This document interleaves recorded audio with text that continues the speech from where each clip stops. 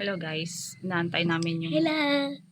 auto rickshaw kasi pupunta kami ng bayan, papagupit si Johan kasi ganyan na yung buhok niya.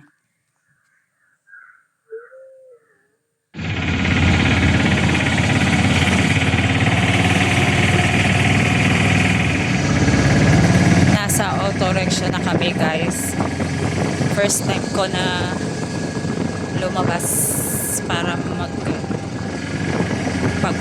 at mamili ng grocery na mag-isa na hindi kasama yung kubyanan ko. Kaya excited sa kanya, nervyos kasi dahil sa language barrier din. Sarado sila.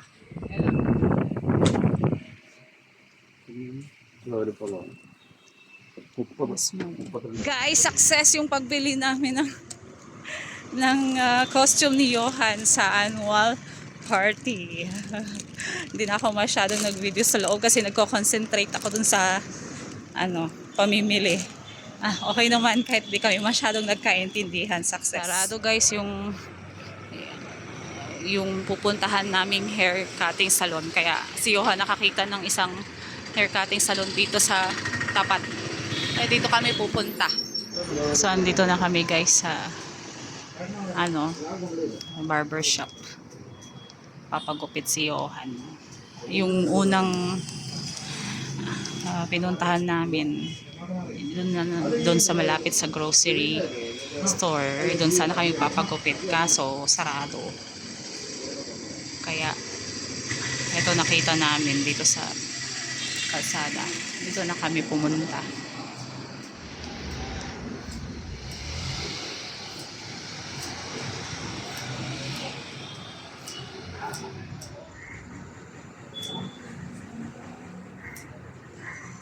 Guys, success yung gupit. Okay naman, di naman umiyak yung bata. Siguro nagustuhan niya din. Bibili kami ng snacks dito sa Kotaram Bakery. Wait, Johan. Magpas na pala kami. Ito pala yung bakery. Okay na rin yung snacks namin. Ngayon, mag-grocery na kami. Dito kami mag-grocery. That color is enough? It's okay. And then, how about you?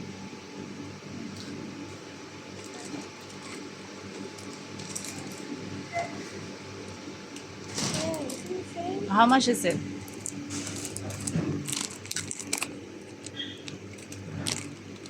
$99. How much is it? $99. Also $99. Okay, let's go. Finish.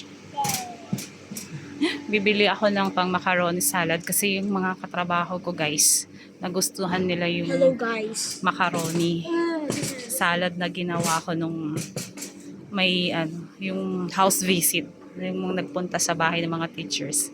So nag-request sila, gagawin ko sila ng macaroni salad. I don't want that. Yes.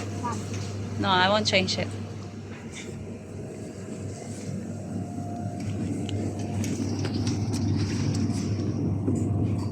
Tapos din, oh my God, success. Ang first labas na mag-isa na walang kasama, si Johan lang na inaantok na bagong gupit.